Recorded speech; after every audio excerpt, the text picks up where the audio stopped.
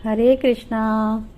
आप सभी का स्वागत है कृष्णा डिवोशन भक्ति के चैनल पर।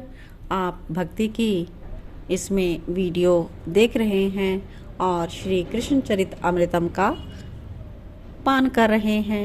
श्री कृष्ण चरित अमृतम श्री कृष्ण की लीलाओं से रस से भरपूर है और हम इसका जो श्रवण करते हुए अपने कर्णपुटों द्वारा अमृत का पान कर रहे हैं। केवल मुख से जो है हम खाते हैं, लेकिन जो इस संसार का जो भी है पदार्थ वो मुख से हम खाते हैं, लेकिन जो हम लीला रस का जो पान करते हैं यानी उसका स्वाद चखते हैं वो अपने कर्ण पुटों के द्वारा करते हैं। कर्ण पुटों के द्वारा श्री कृष्ण का जो अमृत है वो डायरेक्ट हमारे हृदय में प्रवेश करता है और हमारा हृदय ही प्रिया प्रीतम के विराजमान का स्थान है। और इस अमृत का पान करते करते हमारा हृदय भी वृंदावन बन जाता है, जिसमें राधा श्याम सुंदर हमेशा के लिए प्रवेश कर जाते हैं। तो अपने प्रिया प्रीतम को रिझाने के लिए हमें नित्य श्री कृष्ण के लीलाओं का, गुणों का, उनकी महिमा का, उनकी स्तुति इत्यादि के द्वारा चिंतन करते रहना चाहिए। तो इसी के साथ हम आज के विचार श्रवण करते हैं। श्री कृष्ण चरित अमृतम भाग 112 और आज के विचार हैं कन्हैया की गुरु पूर्णिमा। आइए श्रवण करते हैं। जय जय श्री राधे, जय जय श्री कृष्णा। उन नन्हे नन्हे हाथों ने अक्षत, रोरी, चंदन, पुष्प अर्पित किए थे। फिर माखन और रोटी को भोग लगाया और साष्टांग नतमस्तक हुआ गोवर्धन पर्वत के सामने। कौन? कन्हैया। आज गुरु पूर्णिमा है। सबने आज अपने अपने गुरु की पूजा करी है, पर कन्हैया ने तो गिरिराज को ही अपना गुरु मान लिया। फिर तो दूध की धार सब सखा गिरिराज की शिला पर चढ़ाने लगे थे। देखते ही देखते पुष्पों का भी ढेर लग गया। कन्हैया हाथ जोड़कर आगे खड़े हैं और क्या बुदबुदाते हैं बाल कृष्ण। गुरु ब्रह्मा गुरु विष्णु गुरु साक्षात महेश्वरा नमो गुरुदेव। जो भी बालकृष्ण को जैसा भी उल्टा सीधा मतलब ये अपना प्यार वाले बोल है। और यहाँ पर शुद्ध और अशुद्ध मंत्र यहाँ इसका कोई अर्थ नहीं है, क्योंकि कन्हैया अशुद्ध भी पढ़ेगा तो भी वह परम शुद्ध में ही गिना जाएगा। बालक आनंदित है। आज गुरु पूर्णिमा मन गई कन्हैया की। अच्छा, तो आगे पूछते हैं क्या गुरु कौन होता है। अब गुरु पूर्णिमा के आने से 4 दिन पहले ही कन्हैया ने ये अपनी मैया से पूछा था और मैया व्यस्त थी रसोई में। और मैया ने क्या उत्तर दिया? जो सबसे बड़ा होता है। तो बड़ा तो बाबा का धर्म है, तो वो भी गुरु हैं। धर्म ब्रजराज के वृषभ का नाम है, बैल है जो बहुत बड़ा है, उसके सामने कौन टिक पाएगा। धर्म गुरु है। कन्हैया ने मैया की बात का यही अर्थ निकाला। वैसे भी इस बात को कौन इनकार करेगा, क्या धर्म ही गुरु नहीं है। मतलब कहा मैया ने कि जो सबसे बड़ा होता है, और कन्हैया छोटे से हैं तो उनको पता है कि सबसे बड़ा कौन है, कि उनका एक बैल है तो उसका नाम है धर्म। तो कन्हैया कहते हैं कि धर्म ही गुरु है, मतलब बैल है उनका, वो धर्म ही गुरु है। और एक्चुअल में भी अगर हम समझे तो क्या धर्म ही गुरु नहीं है सबके। बाबा ब्रजराज के पास कन्हैया और उसके सखा गए। बाबा भी अपने कार्य में व्यस्त हैं, पर कन्हैया के जाते ही सब कार्य छोड़ देते हैं और अपनी गोद में बिठाकर बड़े प्रेम से पूछते हैं, कन्हैया को कोई कार्य है क्या लाला। बाबा कहते हैं आपके गुरु कौन है? बाबा की सफेद दाढ़ी में अपनी उंगलियां फंसाते हुए कन्हैया ने पूछा।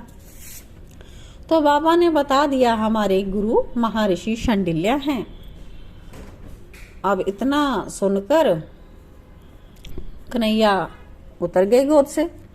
बाबा व्यस्त थे इसलिए उन्होंने भी ज्यादा ध्यान नहीं दिया।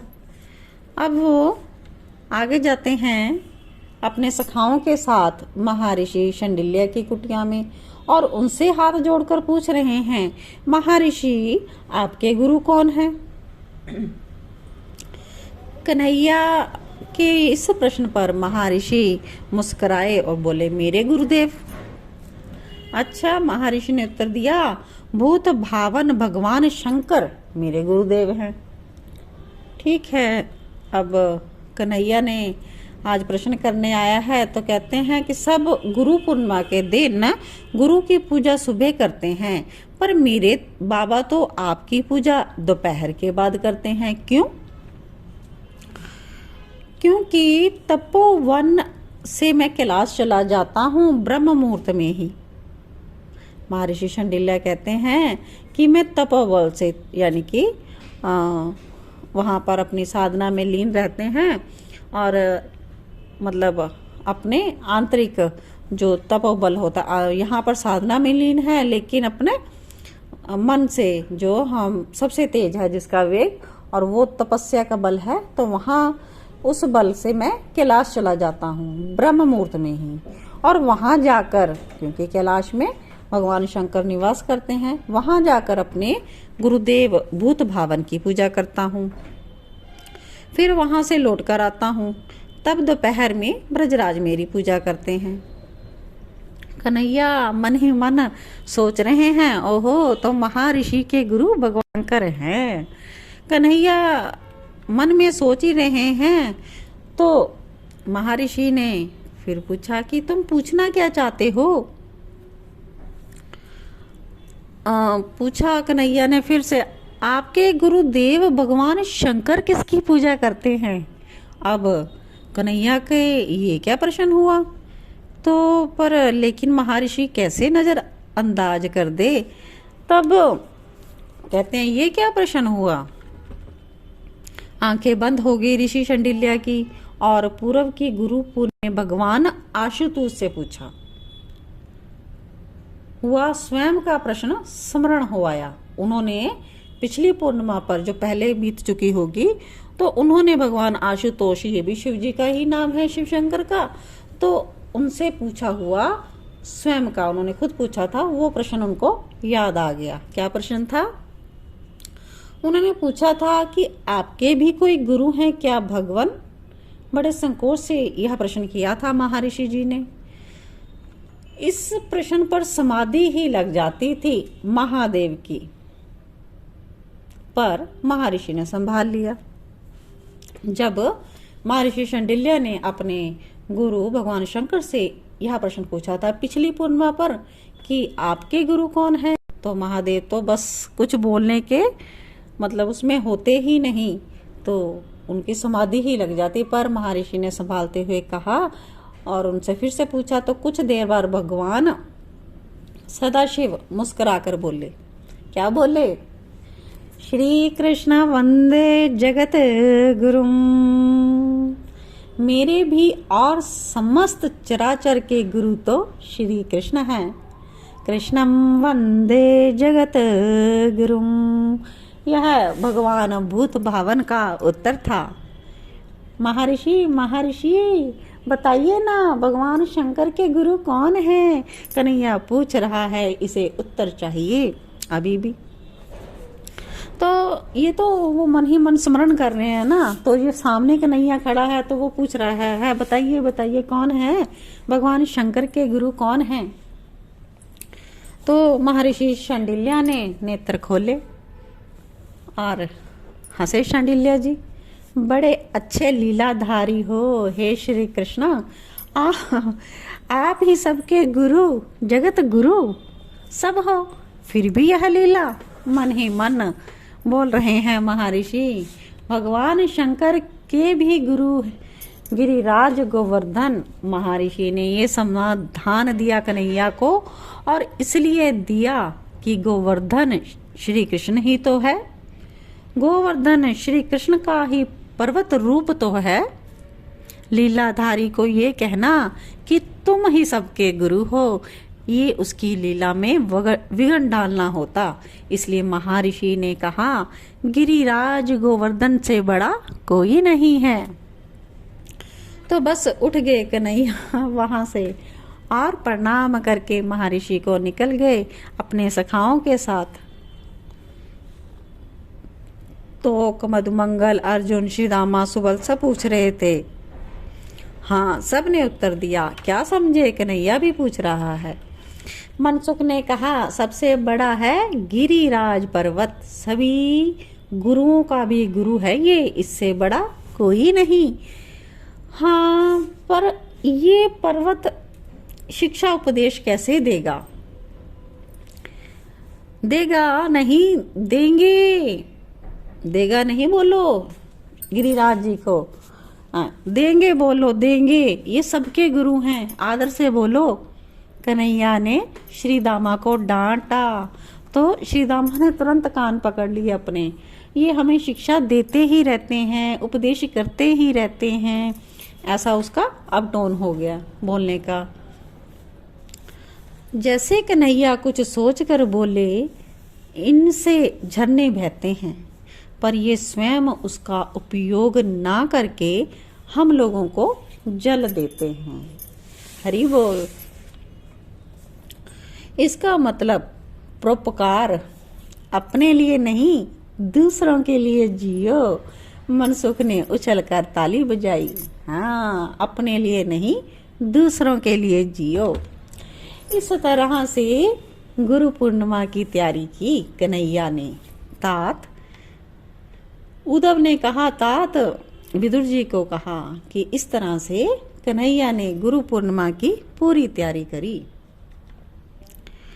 तो गुरु पूर्णिमा आ गई और कन्हैया ने अपने सखाओं के साथ पूजा अर्चना की है अपने गुरु स्वरूप गिरिराज गोवर्धन पर्वत की।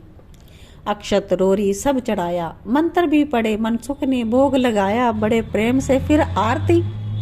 सुनो सुनो, गुरु तत्व होता है, गुरु तत्व होता है।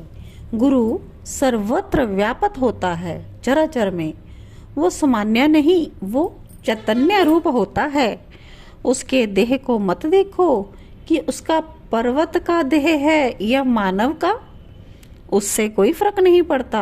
गुरु तो गुरु है, क्योंकि वो तत्व है। आहा, आकाश में खड़े हैं महादेव, ब्रह्मा, नारद, समस्त देवी देवता और जगत गुरु कृष्ण के मुख से गुरु तत्व की व्याख्या सुन रहे हैं। हरि बोल। सबने श्री कृष्ण के ऊपर अब पुष्प भी चढ़ाए और अपना परिणाम भी निवेदित किया। क्या कह रहे हैं? श्री कृष्ण वंदे जगत गुरु। इन नन्हे से सुकुमार को ऐसे ही जगत गुरु तो नहीं कहा जाता। जय जय श्री राधे।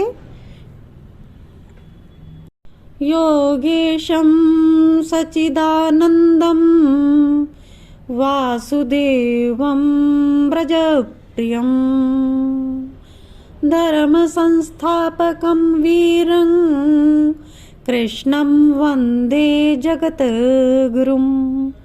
कृष्णं वंदे जगत गुरुं। आशा करती हूँ आज का एपिसोड श्रवण करके आप सभी को बहुत ही आनंद आया होगा। इसी प्रकार श्री राधा कृष्ण की लीलाओं का गुणगान श्रवण करने के लिए मेरे भक्ति चैनल कृष्णा डिवोशन चैनल को आप लाइक सब्सक्राइब ज़रूर कीजिएगा और इसे ज़्यादा से ज़्यादा शेयर कीजिएगा। जय जय श्री राधे, जय जय श्री कृष्णा।